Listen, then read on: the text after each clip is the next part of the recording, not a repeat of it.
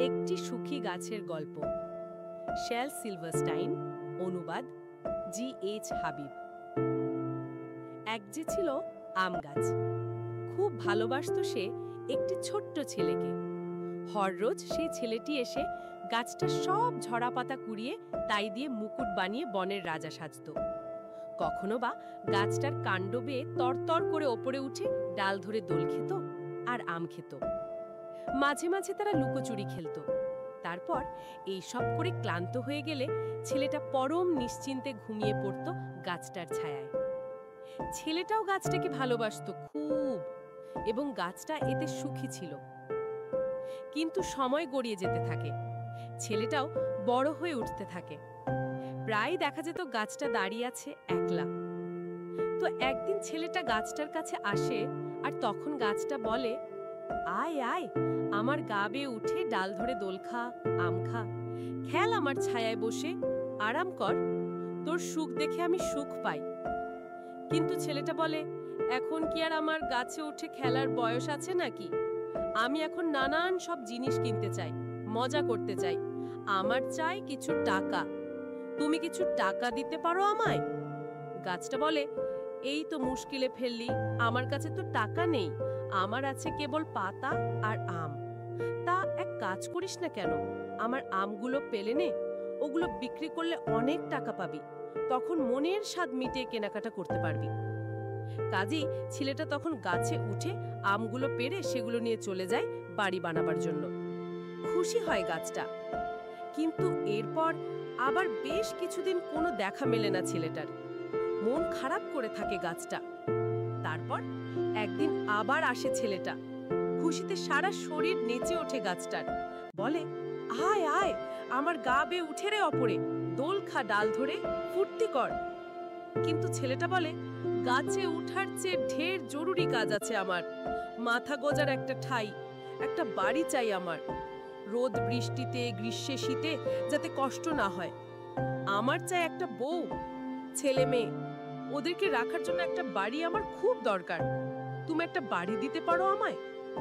গাছ বলে, আমার তো কোনো বাড়ি নেই, তবে হ্যাঁ, আমার ডালপালাগুলো কেটে নিতে পারিস, তাহলে খুব সহজে ওগুলো দিয়ে একটি বাড়ি বানিয়ে নিতে পারবি তুই। তখন তোর আর সুখের সীমা থাকবে না। কাজেই ছেলেটা তখন গাছটার ডালপালা সব কেটে ফেলে। তারপর সেগুলো নিয়ে চলে যায় বাড়ি বানাবার জন্য। খুশি হয় গাছটা। তারপর বেশ কিছুদিন আর কোনো খোঁজ খবরই থাকে না ছেলেটার। তবে একদিন যখন আবার আসে সে, ভীষণ খুশি হয় গাছটা। এত খুশি যে কথাই বলতে পারে না সে কিছুক্ষণ। তারপর ফিসফিসিয়ে বলে, আয় আয়, খেলবি আয়। ছেলেটা বলে, খেলার বয়স আর মোটেই নেই আমার, বুড়ো হয়ে গেছি। তাছাড়া মনটাও খুব খারাপ। একটা যদি নৌকা পেতাম তাহলে খুব ভালো হতো, ওটাতে চেপে বহু দূরে চলে যেতে পারতাম এখান থেকে। একটা নৌকা দিতে পারো তুমি আমায়? গাছ বলে, আমার কাণ্ডটা কেটে ফেল, তারপর একটা নৌকা বানিয়ে নে ওটা দিয়ে, তখন ওটাতে করে তুই ভেসে বেড়াতে পারবি, খুশি হবি। কাজেই ছেলেটা তখন গাছটার কাণ্ডটা কেটে ফেলে, তারপর ওটা দিয়ে নৌকা বানিয়ে ভেসে পড়ে দূর দেশের উদ্দেশ্যে। খুশি হয় গাছটা। কিন্তু তার বুকের ভেতর কোথায় যেন খচখচ করতে থাকে। বহুদিন পর আবার ফিরে আসে ছেলেটা। গাছটা তখন বলে, আয়, কিন্তু এবার যে তোকে দেওয়ার মতো আর কিচ্ছু নেই রে আমার, আমার আমগুলো আর নেই। কিন্তু ছেলেটা বলে, আম যে খাবো এমন শক্তি কি আর আছে আমার তাতে? গাছটা বলে, আমার ডালপালাগুলো যে আর নেই রে, ওগুলো ধরে তুই আর ঝুলতে পারবি না। ছেলেটা বলে, আমি এখন এতই বুড়ো হয়ে গেছি যে গাছের ডাল ধরে ঝুলাঝুলি করার আর শক্তি নেই আমার। গাছ বলে, কাণ্ডটাও তো নেই, তুই তো ওটা বেয়ে ওপরে উঠতে পারবি না। সে কথা শুনে ছেলেটা বলে, আমি আসলে এত ক্লান্ত যে গাছ বেয়ে ওঠার জোর নেই আমার গায়ে। একটা দীর্ঘশ্বাস ছেড়ে গাছটা বলে, আমার খুব খারাপ লাগছে রে, তোকে যদি একটা কিছু অন্তত দিতে পারতাম, কিন্তু কিছুই যে নেই আমার। আমি স্রেফ বুড়ি গুড়ি একটা, আমায় ক্ষমা করে দে তুই। ছেলেটা বলে, এখন আমার আর খুব বেশি কিছু চাইবার নেই, বসে জিরোনোর মতো স্রেফ একটা নিরিবিলি জায়গা হলেই যথেষ্ট।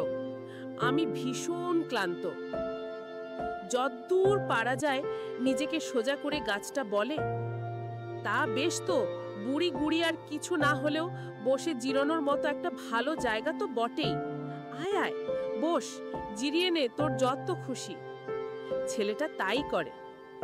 এইবার সত্যি সত্যি খুশি হয় গাছটা।